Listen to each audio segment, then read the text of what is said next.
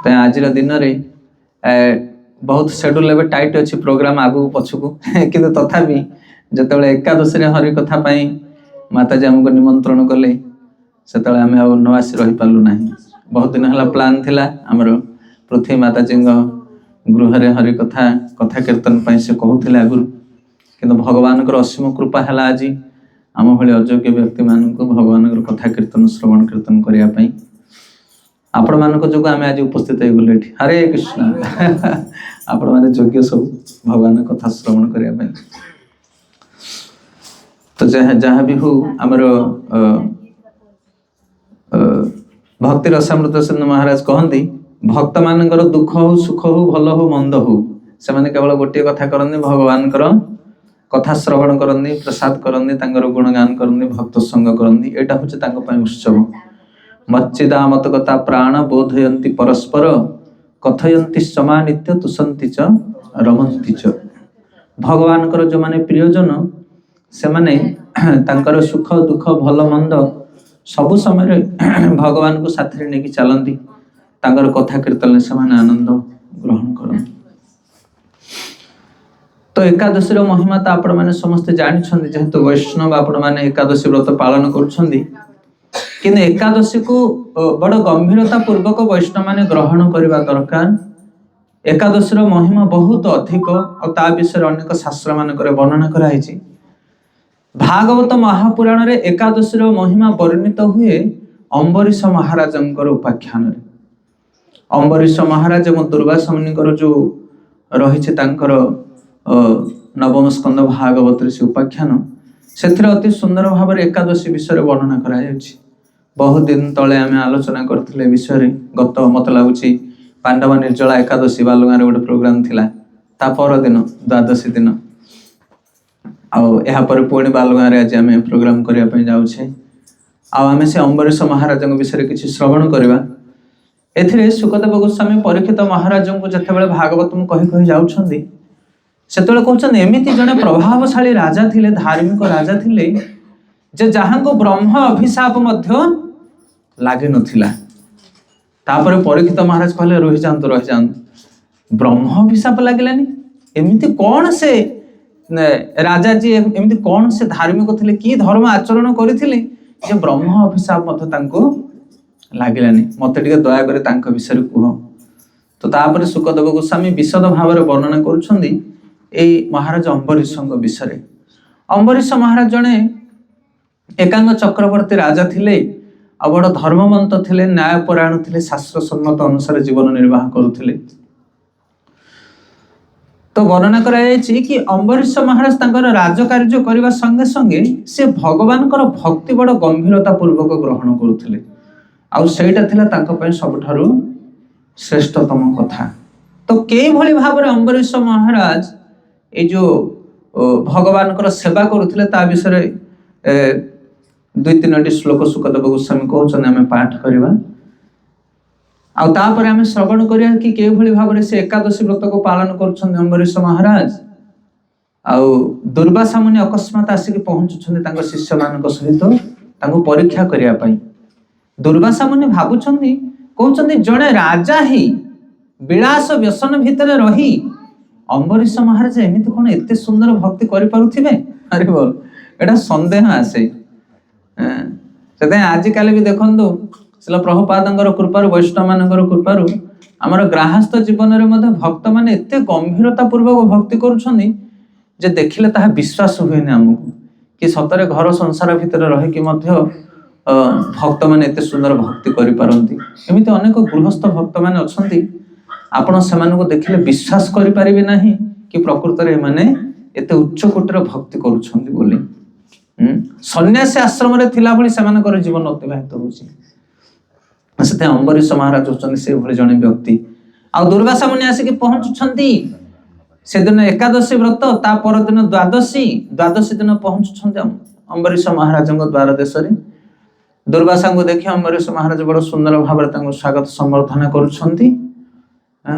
एटा हूँ परंपरा आमर भारतीय संस्कृति जे कौन व्यक्ति जदि गृह देश आसिक पहुंची जाए तार भल मंद कथा बुझा दरकार। जड़े गृहस्थर धर्म अतिथि देव भव तो से भली भाव अम्बरीश महाराज दुर्वासा मुनि एवं तांकर शिष्य मान स्वागत कर माने स्नान करने जाउछंती आ कहउछंती किछि समय पर आमे आसीबु तुम घरे कोन करिवु भोजन ग्रहण करिवु। द्वादशी दिनटा सबठो भल भोजन पाई कारण एकादशी पर दिन द्वादशी अम्बरीश महाराज खुशी होछंती जहा द्वादशी दिन ब्राह्मण वैष्णव मान को दान करी तापरे भोजन ग्रहण करने कथा मोर अहोभाग्य आपण भली महान तपस्वी आमर राज्य रे आतिथ्य भाव में उपस्थित होइछन्ती। दुर्वासा मुनि जाउछन्ती स्नान करने पाई शिष्य मान सहित एवं से घड़ी की बेल को देखुछन्ती। दुर्वासा मुनि कहउछन्ती जेतेबेले पारण समय गड़िबो सेही समय मु पहुंचीबी काहेकि ना वैष्णव माने जो एकादशी करंती पारण समयटा बहुत जरूरी।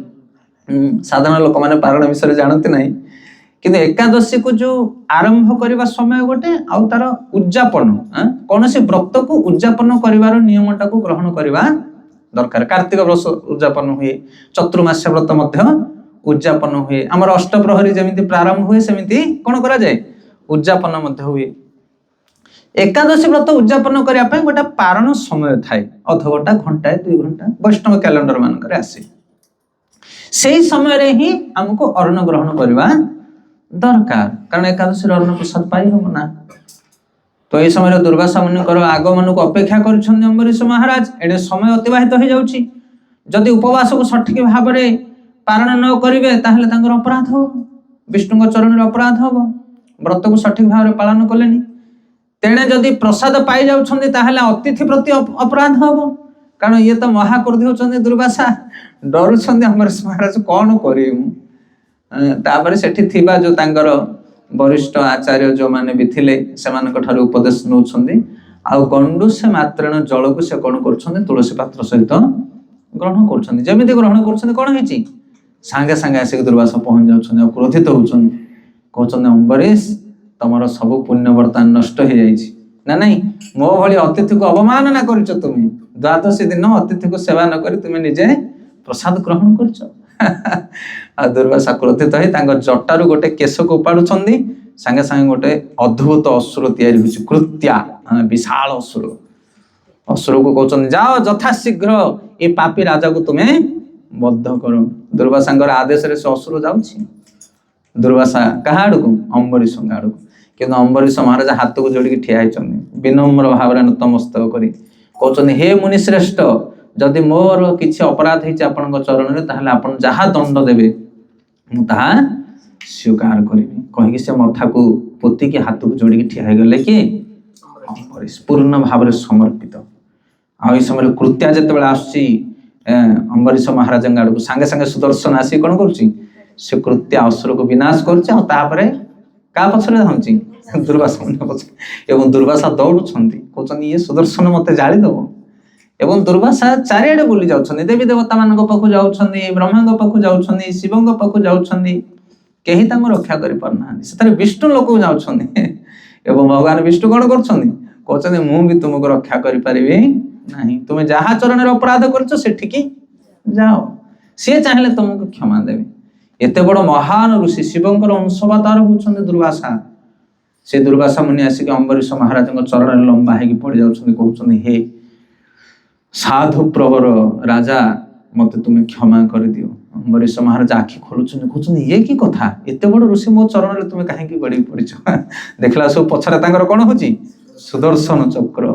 अम्बरीश महाराज जानि पारले कि सुदर्शन तांको पीछा करछि तो सांगे सांगे अम्बरीश महाराज सुदर्शन को शांत करूछन्ती कि मोर जदि किछि पुण्य बल थाए हे सुदर्शन दया करी मोर समस्त पुण्य बल को नहीं ए तपस्वी ए ऋषि वरन को क्षमा कर दियो। देखो साधुर कौन गुण तापर अम्बरीश महाराज निवेदन रे सुदर्शन चक्र फेरी जाउछन्ती आउ तापरे ए जो दुर्वासा तांकर चेतना प्राप्त होइछन्ती से जानिले जे भक्त मानकर कौन गुण गुणगान करुछन्ती अम्बरीश महाराज को कि आज मु बुझी पारली कि जो माने अच्युतंकर भक्त भगवानकर भक्त से माने केते उदार से मानकर गुण तांकर तपस्यार कौन प्रकार सीमा नाही।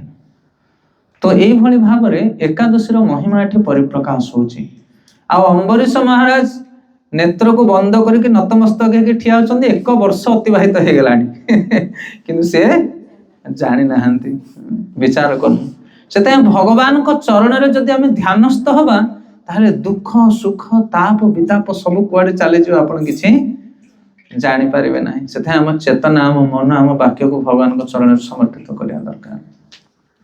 तो एठी जणे एते बड़ तपस्वी राजा मध्य अम्बरीश महाराज आगे तुच्छ प्रतीयमान हेले। अम्बरीश महाराज कौन करुथिले जे भगवान कृष्ण तांको ऊपर एते प्रीत थिले। तो से जिनसटा आमे माने आम जीवन में ग्रहण करिया पे चेष्टा करिवा दरकार। सुखदेव गोस्वामी परीक्षित महाराज को एठी कहउछन्दी कि अम्बरीश महाराज केमिति सेवा करुथिले।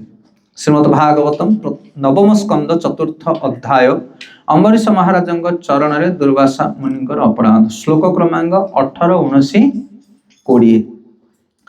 सबे मन कृष्ण पदार बिंदय वांचा वैकुंठ गुणानुवर्णने करो हरेर मंदिर मार्जनादिषु श्रुतिंचकारम अच्युत शतकथादये मुकुंद लिंगालय दर्शन दृश्यो तद्भृत्य गात्र स्पर्शे अंग संगम घ्राण च तदपाद सरोज सौरभे श्रीमत्तुलस्यारसनातदर्पिते पादे हरिः क्षेत्र पदानुसर्पणे शिरो हृषिकेश पदाभिवन्दने कामं च दास्येन तु काम काम्यया जथोत्तम श्लोक जनाश्रयारतिः।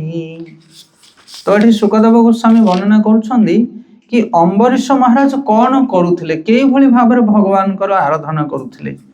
महाराज अम्बरीश सर्वदा निज मन को श्रीकृष्णंकर पाद पद्म को ध्यान करिबारे तांकर वाणी को भगवान कर महिमा वर्णना करिबारे तांकर हस्तोदय को मंदिर मार्जन करिबारे तांकर कर्ण को भगवान श्रीकृष्णंकर महिमा श्रवण करिबारे तांकर चक्षुदय को श्रीकृष्णंकर विग्रह एवं मथुरा वृंदावन आदि स्थान रे श्रीकृष्णंकर मंदिर दर्शन करिबारे तांकर घ्राणेन्द्रिय को भगवान कर पाद पद्मरे निवेदित तुलसी घ्राण करिबारे तांकर रसना को कृष्ण प्रसाद आस्वादन करिबारे तांकर चरणद्वय को तीर्थस्थान एवं भगवान कर मंदिर को गमन करिबारे तांकर मस्तक को भगवान को प्रणति निवेदन करिबारे एवं तांकर कामना को सबु समय रे भगवान कर सेवा संपादन करिबारे नियुक्त करुथिले। प्रकृत पक्षे महाराज अम्बरीश निज इंद्रिय सुख भोग पाई कौनसी कामना करू नथिले। से तांकर समस्त इंद्रिय गुड़ी को भगवान कर विभिन्न सेवारे नियुक्ति करुथिले। सेमानंक प्रति आसक्ति वृद्धि करी समस्त जड़वासनारु सर्वोत्त भावरे मुक्त हेबार एहा ही हेउछि पंथा। हरे कृष्ण।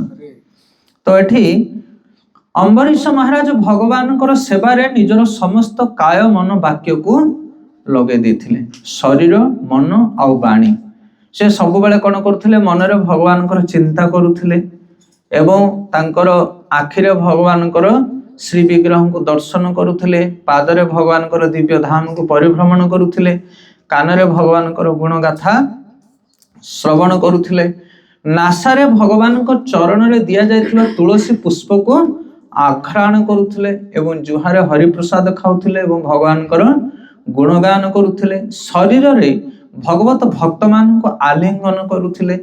तो ए भली भाबरे तांकर समस्त प्रकार कामना भगवान कर प्रीति उद्देश्य रे समर्पित थिला। से निज सुख पई कोनोसी प्रकार चिंता केबे करू नथिले। तो जदि जने व्यक्ति सब बेले भगवान को चिंता करिवो ताहले भगवान ता सुख कथा चिंता करंती। ये होची सीक्रेट। सेथे आमे जेतेबेले आम कथा चिंता करिया भगवान तांको कथा चिंता करिवो।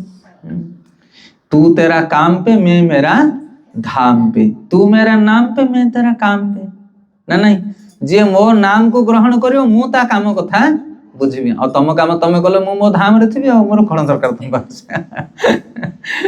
सेथे आमे काम करबा से तो भगवान कर नाम नवा दरकार। हरे कृष्णा कृष्णा कृष्णा हरे हरे हरे राम राम राम हरे हरे।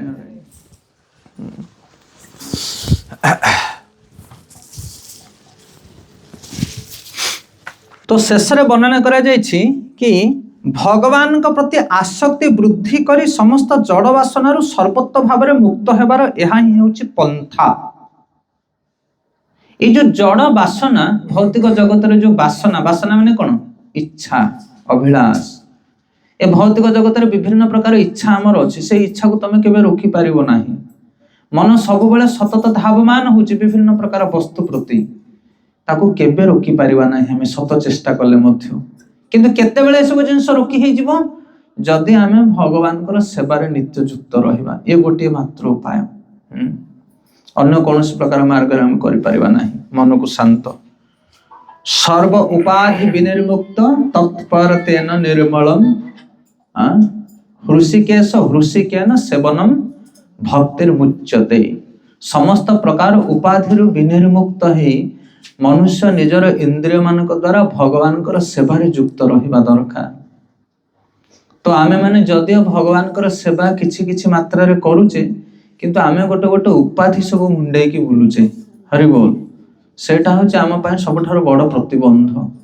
सर्व उपाधि विनिर्मुक्त आमे निज जीवन रे आमको कौन भावुचे आमे सब बेले चैतन्य महाप्रभु कहले गोपी भरत पद कमलरु दासानु दासानु दास एटा होचे हमर असली परिचय। एई भावना रे रही आमे भगवान कर सेवा करबा दरकार। किंतु यहा साथे साथे आमे गोटे मुकुट पिंधिचे बा आमे गोटे पोस्ट पोजीशन को धरिके बुलुचे सब समय रे आउ सेइथि पय आमे भक्ति रु दूरे जाउछ। आपण माने विचार करंदु जप जदि ठीक भाव रे हेई पारुनी जदि आमे भागवत ठीक भाव रे पढ़ी पारुनी किंबा भगवान कर चिंतन मनन करि पारुनी तार कारण कोन ता कारण होचे आमे कोन आ गोटे एक्स्ट्रा जिंस को मुंडे रे पुरे की रखिचे आ जोटा भरिबा कथा नुह। किंतु अम्बरीश महाराज एते बड़ लोक थिले आमे बेले बेले भाबू कि मो जगह रे आउ जे थांता ना सी मोठो अधिक प्रेशर रे थांता मु आउरी 16 माळ जप करूची आउ के हेतले एतिक मत करना आमे एमती समस्त भाबुचे मु बहुत बिजी अछि मु बहुत लोड रे अछि बहुत प्रेशर रे अछि मो जगह रे आउ के थिले एतिक मत भक्ति करना मु देखते करूची एमती लागे हमकु। किंतु प्रकृत रे अम्बरीश महाराज देखो तो तांकर केते बड़ जिम्मेदारी थिला केते दायित्व थिला एते बड़ कोन कह जो एकांगर चक्रवर्ती राजा थिले सी समस्त लोड प्रेशर थिला। एबे अल्प दिन तळे आपण मन जानिथिबे हमरो इस्कॉन ले जणे सन्यासी को दीक्षा पाइले बोले परमिशन मिलला हमरो परम पूज्य भक्ति प्राण गोपीनाथ महाराज। तो मु सेतले चिंता करथिले मु कहली जते बेले दायित्व बढ़ी बढ़ी जाए केते प्रेशर आसे जीवन रे सत कि नहीं। महाराज आसंदी हमर एठी के नित्यानंद महाटुक आसंदी हमें मिसु बहुत थोर सेठी भंजनगर भी जानती छत्रपुर भी जानती बहुत जगह रे हमें मिसिछु। किंतु शिष्य ग्रहण कला परे जेतले शिष्य माने बढ़ी बढ़ी जानती 30 जन 40 जन 50 जन शिष्य होती समस्त गोटे आस्था रहती गुरु महाराज हाँ कि नहीं। से हृदय मन रे भावती प्रति कर्तव्य थाए आउ कह जाए जमी पिता और पुत्र बापांकर जदि 3-4टा पुओ झी अच्छा बोले बापा सब विषय चिंता करमती कि लास्ट डेट पर्यंत मृत्यु पर्यंत से संतान कथा चिंता कर मो पुओ केमती अच्छी मो झील केमती अच्छी।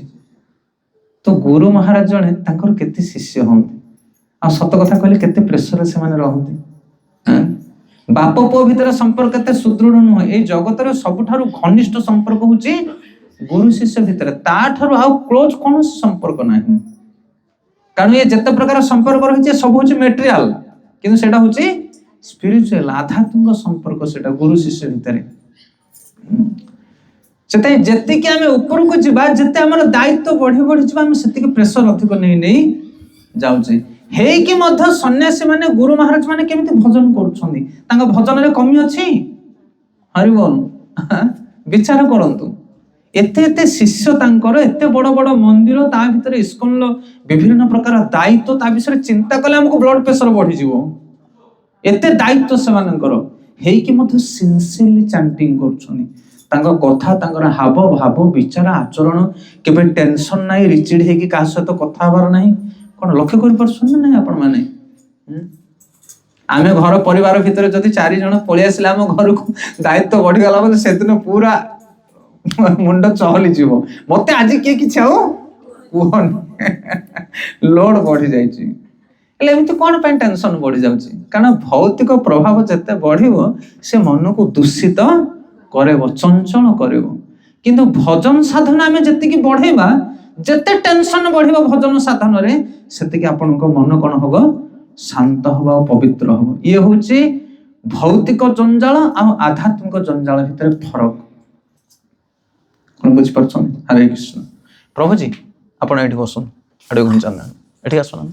हाँ अम्बरीश महाराज एकांग्र चक्रवर्ती राजा थिले बहुत दायित्व थिला तांकर किंतु तांकर राज्य प्रति जतिक दायित्व नथिला जतिक जिम्मेदारी नथिला जतिक भावना नथिला ताठो अधिक से टेंशन नथिले कोटा तांकर विग्रह सेवा भगवानकर आराधना सेथे तांको मुंड पूरा रिलैक्स थिला। हां बड़ सुंदर भाबरे सुदक्ष भाबरे से तांकर सेवा संपादन करूथिले ए सीक्रेट सेथे मन को जंजाल भितरु टेंशन भितरु बाहर करिवार औषध मेडिसिन प्रक्रिया होची कि हमको भगवान को सेवा रे युक्त होआ पड़िबो अन्य कौन प्रकार उपाय ना किंतु दुखर कथा आम टेंशन ले पड़ी बेले बेले भक्ति की छाड़ दौचे रहबा आज जप कर कहीं कौन है आज बहुत काम अरे बाबा सब काम भल कि नहीं जपटा तो ठीक भाव में करदे एटा हूँ सिक्रेट सूत्रटा को आम छाड़ दे काम पछरे नाई तो ये भाव में आम आ गोटे उपाख्यान को नवा तो गोटे श्लोक आम पढ़ले जो अम्बरीश महाराज जो गुणगान कराई से केमती सेवा कर विषय वर्णना कराई किंतु जितेबाला भगवान विष्णु पाखे जाकि पहुंचुंट किए दुर्वासा सुदर्शन चक्र पछरे गोड़े दुर्वासा मुनि दौड़ी जाकि विष्णु लोक पहुंचले आ सब लोक सरीगला तीन भुवन बुली गले कहीं रक्षा कर पारे ना तो शेष विष्णु लोक जो पहुंचुंट से विष्णु को प्रार्थना कर दुर्वासा अनेक प्रकार प्रार्थना रही गोटे प्रार्थना लास्ट श्लोक नवा तापर भगवान विष्णु कौन कहते दुई तीन श्लोक नवा बहुत गंभीर कथा से वर्णना कराई तो ये दुर्वासा मुनि कहते अजानता ते परमानुभावं कृतः मघाघ भवतः प्रियाणम् विदेहि तस्याप चिते विधातं मुच्येत जर्नाम नामदिते नारक अपि। ये श्रीमद् भागवतम नवम स्कंद चतुर्थ अध्याय श्लोक क्रमांक 62 62 9:4-62 एटी कहउछन्दी हे परमेश्वर भगवान आपणकर अनंत शक्तिर कथा न जानी मु आपणकर अति प्रिय भक्तंक प्रति अपराध करछि दयाकरी आपण मते अपराधरु मुक्त करंतु आपण सब किछि करि पारिबे नरक को जाइथिया व्यक्ति को आपण केवल ता हृदय रे आपणकर पवित्र नाम जागरित कराइबा द्वारा ताको उद्धार करि पारिबे के कहछन कथा दुर्वासा दुर्वासा कहते भगवान कहते हे परमेश्वर आपणकर अनंत शक्ति कथा मु जानी नथिली अनंत शक्ति माने कौन भगवान सब जगह विद्यमान अच्छा भगवान सब किछि करि पारंते तांको द्वारा असंभव किछि नहीं जगत रे तांको द्वारा असंभव किछि करि पारंते जेमिति आपण अजामिल उपाख्यान रे सुनिबे जमराज कहउचंदी भूतानि विष्णु सूर्य पूजितानि दुर्दश लिंगानि महाभूतानि रक्षन्ति तद्भक्त मतो परेभ्य मत्यश्च अनर्थे एमती कोन गोटे लास्ट कहउचंदी भगवान विष्णुଙ୍କର शक्ति बहुत अधिक सेमाने विभिन्न प्रकार उपद्रव और मो कबलरु मध्य तुम काकू तांकर भक्त मानकु रक्षा करनी से भगवानकर भक्त को भगवान सर्वोत्त भाव रक्षा करनी जदि प्रहलाद को रक्षा करुछन से दुर्वासा मुनि कहउछन कि आपणकर शक्ति एते असीम मु से कथा जानि नथिले मु भाबुथिले अम्बरीश को मु कोन करबी निपात करबी ता ऊपर प्रतिशोध नेबी किंतु मु वर्तमान ता ऊपर अपराध करछि दया करी आपण मते क्षमा करंतु आ केमिति क्षमा करंतु आपण होचने दयार सागर केमिति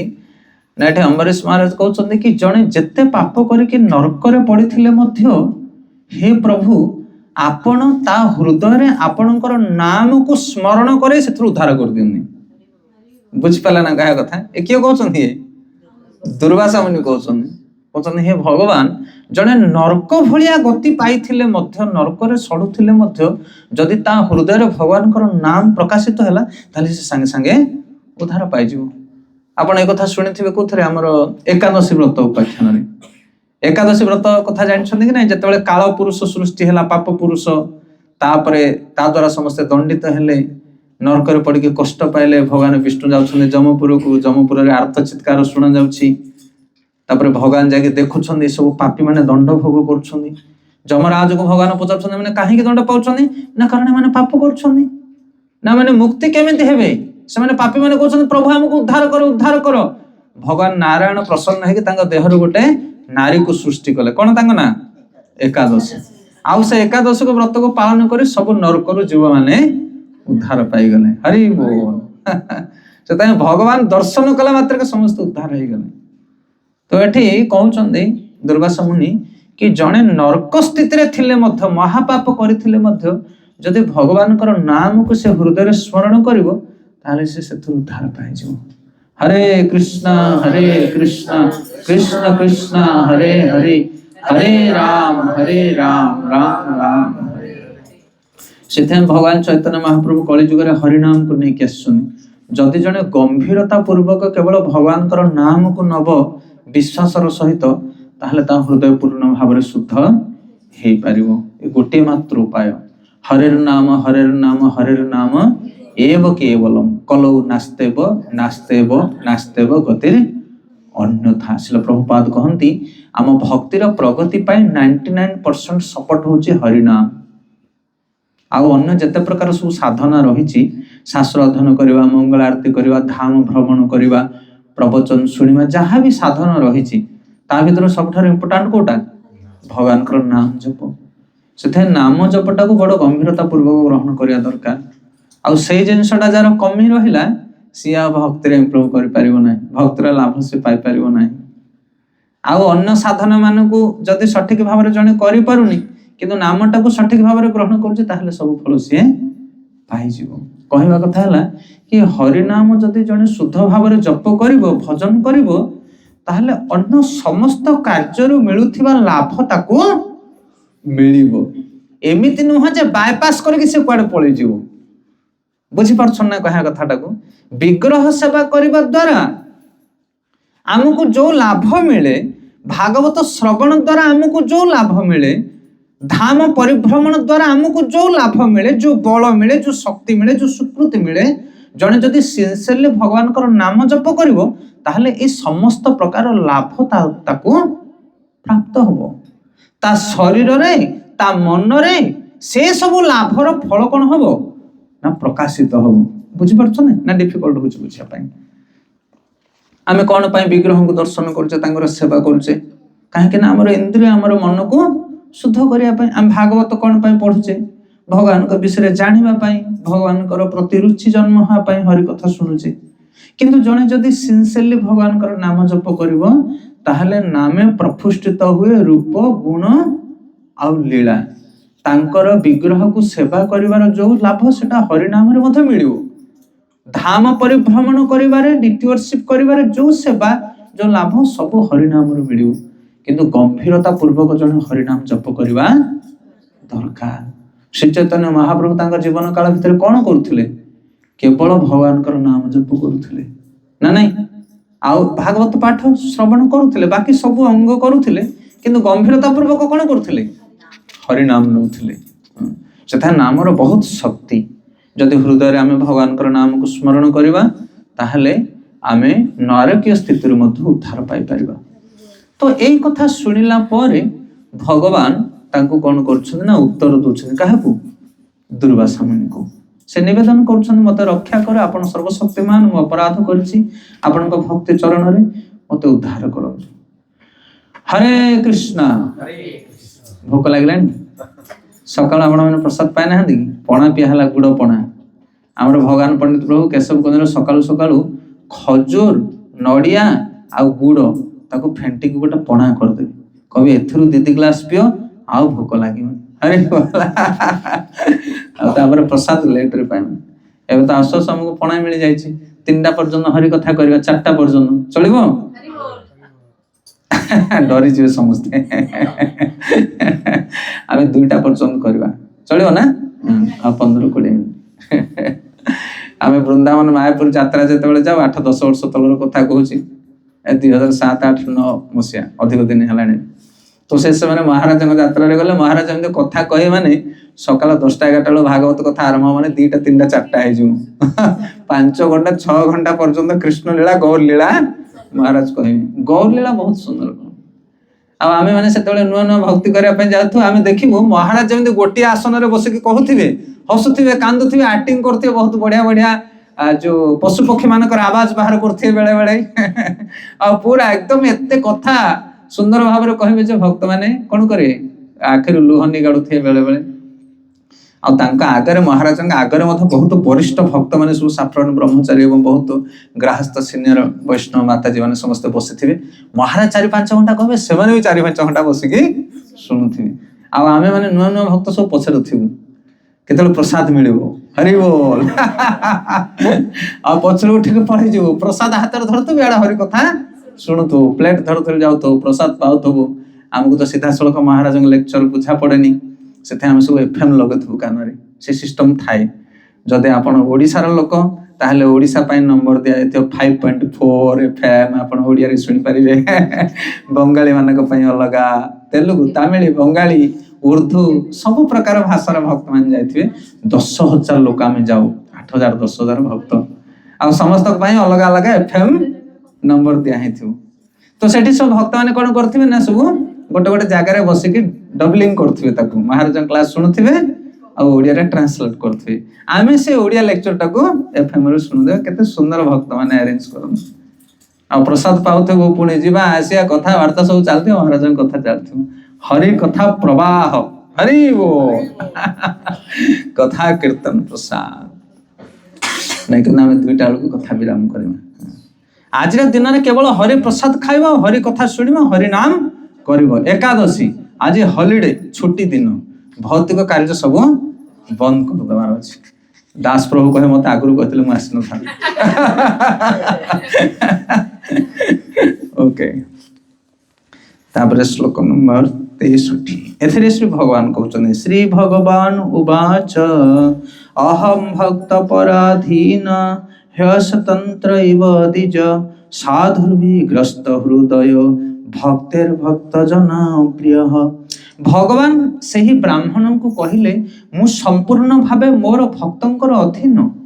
ପ୍ରକୃତ ପକ୍ଷେ ମୋର କୌଣସି ସ୍ୱତନ୍ତ୍ରତା ନାହିଁ। ଯେହେତୁ ମୋର ଭକ୍ତମାନେ ସର୍ବୋତ୍ତ ଭାବରେ ଜଡ଼ ବାସନାରୁ ମୁକ୍ତ, ମୁଁ ସେହିମାନଙ୍କ ହୃଦୟରେ ବିରାଜମାନ। ମୋର ଭକ୍ତଙ୍କ କଥା କଣ କହିବି, ଯେଉଁମାନେ ମୋର ଭକ୍ତଙ୍କର ଭକ୍ତ, ସେମାନେ ମଧ୍ୟ ମୋର ଅଧିକ ପ୍ରିୟ। ତ ଭଗବାନ କହୁଛନ୍ତି ହେ ବ୍ରାହ୍ମଣ ଦୁର୍ବାସା, ମୁଁ ଭକ୍ତର ଅଧୀନ, ମୁଁ ତୁମ ପାଇଁ କିଛି କରିପାରିବି ନାହିଁ।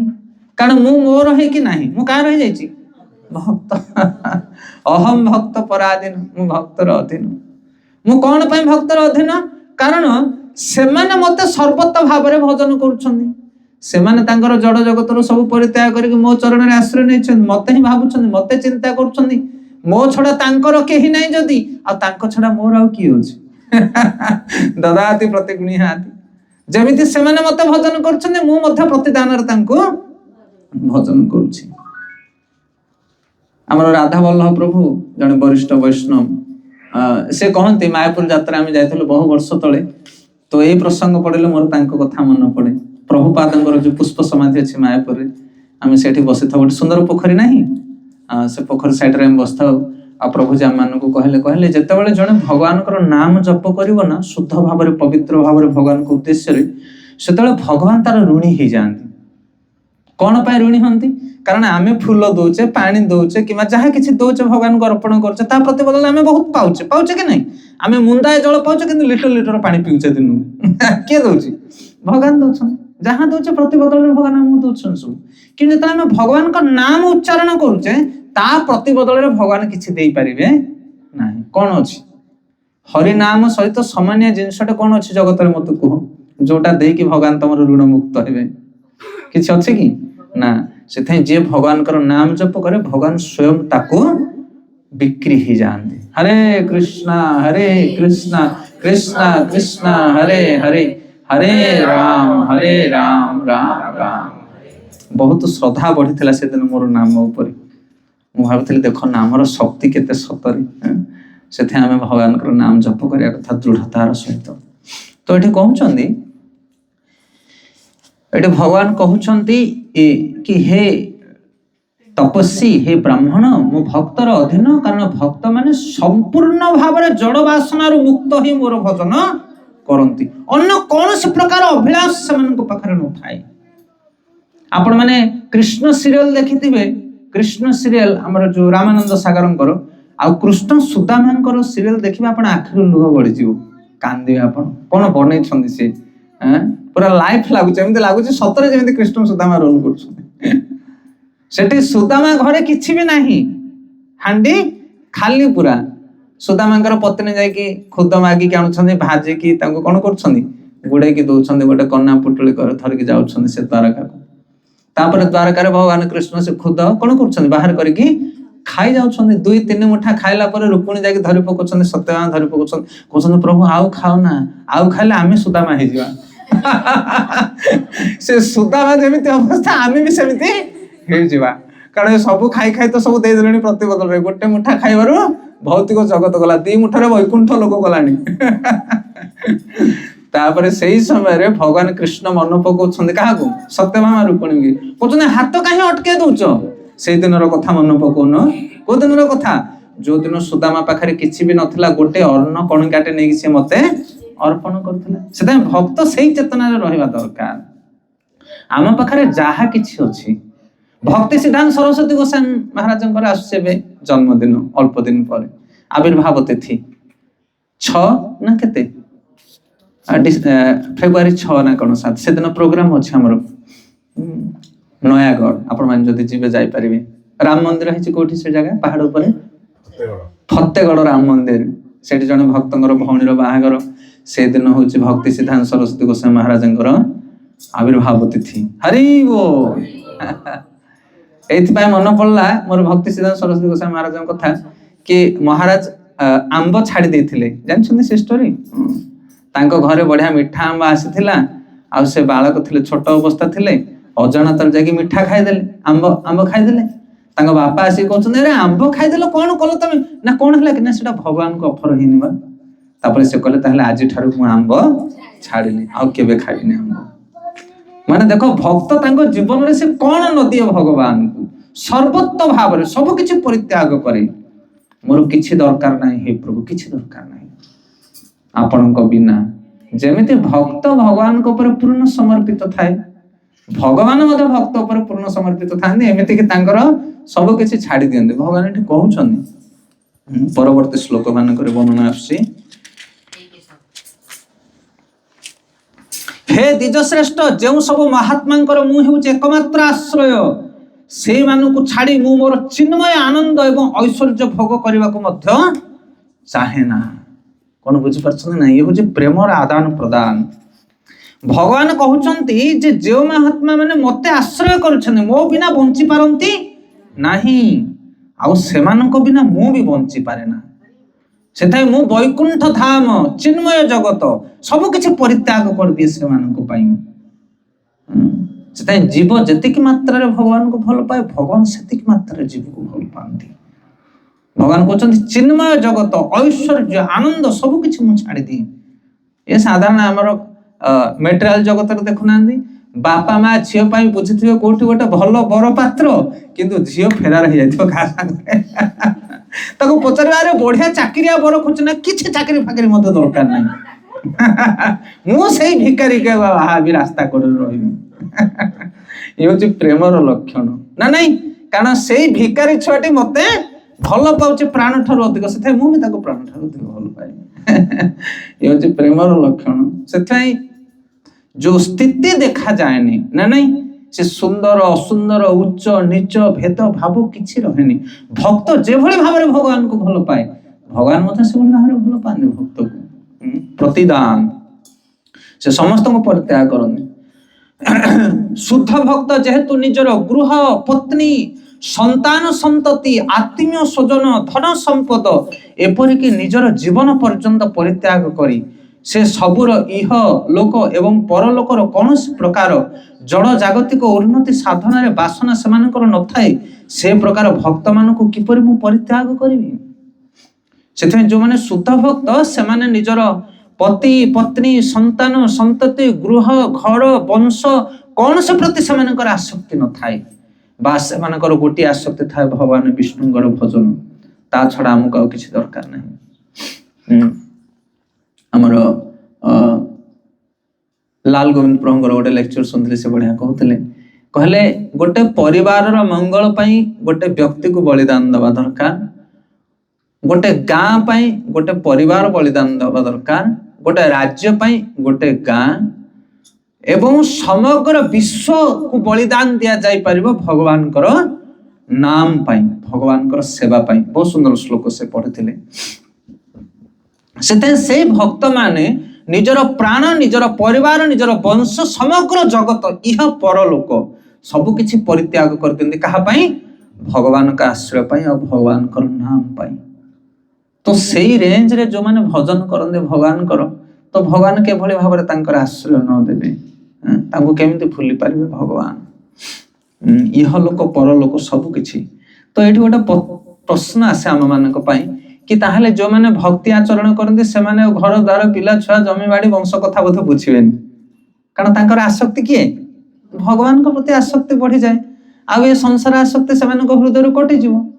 ନାଇଁ ନାଇଁ, ସେମିତି ନୁହଁ। ପ୍ରକୃତରେ ଯୋଉମାନେ ଭଗବାନଙ୍କୁ ଭଲ ପାଆନ୍ତି ସେମାନଙ୍କ ହୃଦୟରେ ଭଲ ପାଇବାର ଜୁଆର ଏତେ ବଢିଯାଏ ଯେ ଯିଏ ବି ତାଙ୍କ ସଂସ୍ପର୍ଶରେ ଆସନ୍ତି ସେମାନେ ଭଲ ପାଇବାର ନଦୀରେ ସ୍ନାନ କରନ୍ତି ସମସ୍ତେ। ହରି ବୋଲ। କଣ ବୁଝିପାରୁଛନ୍ତି ନା ଗାଁ କଥା? ସେଥିପାଇଁ ଏମିତି ନୁହଁ ଯେ ଯିଏ ଭଗବାନଙ୍କୁ ଭଲ ପାଇଯାଏ ଆଉ କାହାକୁ ଭଲ ପାଇବାର ଶକ୍ତି ତାର ନଥାଏ, ସେମିତି ନୁହଁ।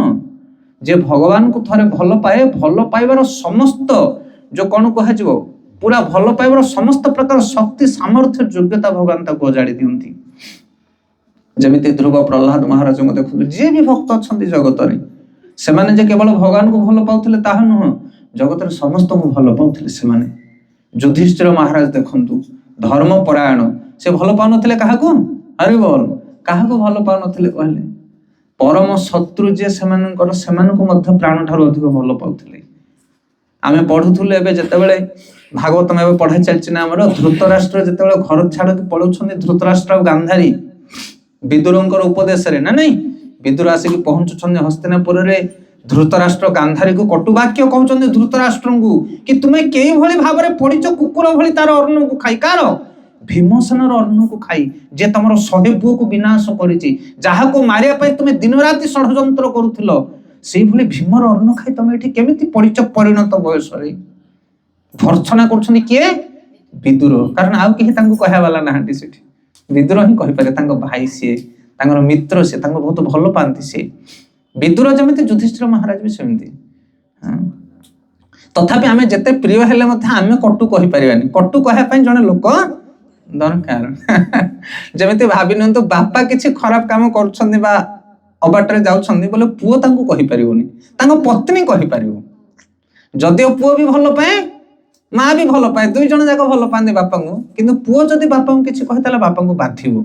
କିନ୍ତୁ ଯଦି ମା ଯାହା କହିଲେ ବି ବାପା ସମ୍ଭାଳିବ, କାରଣ ସେ ହଉଛନ୍ତି ଅଧିକାରୀ ତାଙ୍କୁ କହିବା ପାଇଁ। ସେଥିପାଇଁ ବିଦୁର ବହୁତ ଘୃଣ୍ୟ କଥା କହିଥିଲେ କାହାକୁ? ଧୃତରାଷ୍ଟ୍ରଙ୍କୁ। କିନ୍ତୁ ସେମ୍ ଟାଇମ୍ ଯୁଧିଷ୍ଠିର ମହାରାଜ ବି ଭଲ ପାଉଥିଲେ। କିନ୍ତୁ ଯେତେବେଳେ ସେ ଦେଖିଲେ ଯେ ଧୃତରାଷ୍ଟ୍ର ଚାଲି ଯାଇଛନ୍ତି ଘର ଛାଡିକି, ସେ କାନ୍ଦିଲେ, ବିକଳ ହେଲେ, କହିଲେ ମୁଁ ହଉଛି ତାର କାରଣ, ମୋର କୌଣସି ଅଯୋଗ୍ୟତା ଯୋଗୁଁ ଆଜି ଜ୍ୟେଷ୍ଠ ପିତା ଘର ଛାଡିକି ଚାଲିଗଲେ। ତ ଏଇଭଳି ଭାବରେ ଏଠି ଆମେ ଏଇ ପ୍ରସଙ୍ଗ ଏଥିପାଇଁ କହୁଥିଲେ କି ଜଣେ ଯଦି ଭଗବାନଙ୍କର ଭଜନ କରେ, ଭକ୍ତି ଆଚରଣ କରେ, ଭଗବାନଙ୍କୁ ଭଲ ପାଏ, ତାହେଲେ ସେ ଜଗତର ସମସ୍ତ ଜୀବ, ସମସ୍ତ ସମ୍ପର୍କକୁ ବଡ ଘନିଷ୍ଠ ଭାବରେ ଆଉ ବଡ ଗମ୍ଭୀର ଭାବରେ ଭଲ ପାଇବ। ତାଠୁ ଭଲ ପାଇବା ଲୋକ ଏ ଜଗତରେ କେହି ହେଲେ ଆପଣଙ୍କୁ ମିଳିବନି। ସେଥିପାଇଁ ପରିବାରରେ ଯଦି ଜଣେ ବି କିଏ ଭଗବାନଙ୍କର ଭଜନ କରୁଛି, ସିଏ ହଉଛି ପ୍ରକୃତରେ ଆମର ପ୍ରିୟ ମିତ୍ର। ଆପଣ ଦେଖନ୍ତୁ, ସିଏ ହଉଛି ଆମର ପ୍ରିୟ ମିତ୍ର। ଦିନେ ନା ଦିନେ, ସମୟ କାଳ ବେଳରେ ସିଏ ହିଁ ତୁମ କଥା ବୁଝିବ, ଆଉ କିଏ ଜଗତରେ ବୁଝିବେ ନାହିଁ।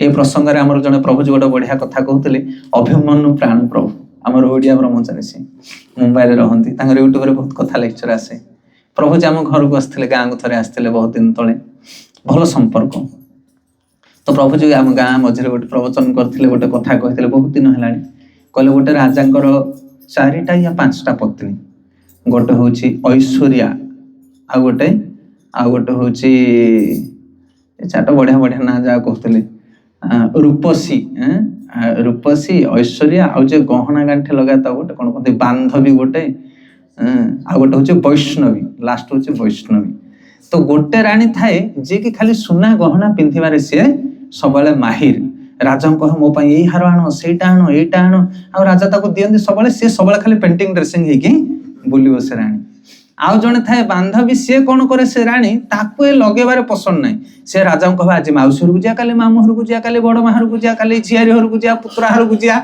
राजा ता कथा भी शुणती आउ कथा शुणिकी से सब अन्य लोक मान घर को जाते आउ जने खाइबा प्रिय से खाली आइटम बन खाइब राजा कह ए आण से आण से आण जहाँ आइटम कहले से आनिकी दियंती आ खाए पिया से अधिक करते तो जड़े खाइबा प्रिय जड़े पिंधिबा प्रिय जड़े बंधु बांधव बुलिबा प्रिय एभली आउ जड़े थाए वैष्णवी जे कहे राजा कहे टिके भक्ति करवा मंदिर को आस पूजा कर अर्चना करवा किंतु राजा ताको समय दिएनि आउ सब राणी मानकर कथा शुणी किंतु अंत समय जेतेबेले आसिला राजा जेतेबेले लंबा हेकी बेड रे पड़ी गले शेष अवस्था रे सेतेबेले से डाकुछन अरे कुआडे गलो बांधवी बांधवी जाकी बंधु बांधव कर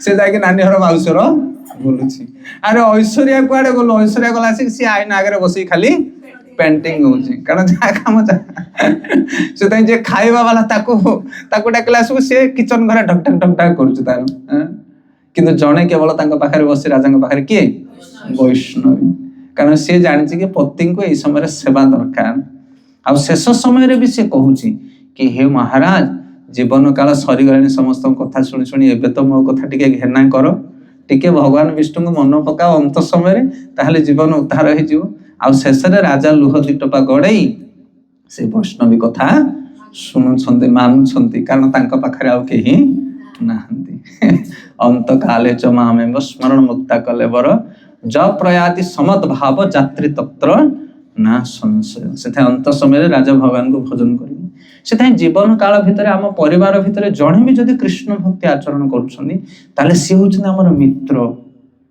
तांको आमे बाहर दृष्टि शत्रु बोली भाभी पारू तांको कथा को आमे अवहेला करि पारू जीवन जाक भितरे किंतु अंत समय रे मृत्यु पर मध्य तुम पाई से पिंड पानी दब तुम पाई से हरि की डाकिबो हरि बोल तुम उद्धार रो कारण से ही हबो से जदि भी जड़े वंश किए हरिभक्ति आचरण करुच्ची आम साहाय्य करने कथा आम भी जदि सठिक मात्रा न कर पारे अवरोध करने कथा नुहे जदि विष्णु भक्ति को आम भक्ति पथर अवरोध करवा ताले कौन हम चक्र गोड़ेबू हरि बोल सावधान आ से एते शक्तिशाली चक्र जे ताकू ब्रेक करने जगत में कहार शक्ति नहीं से सावधान बहुत बढ़िया समस्त बरी बरी धन्यवाद तो आम चेष्टा करवा आज शिक्षा आम भक्त तो हो पारानी किंतु भक्त मानकर भक्त ही दिन निर्वाह करने चेष्टा करवा कह ना नहीं भगवान मोर भक्त खाली नुह मोर प्रिय मोर भक्तर भक्त मध्य मोर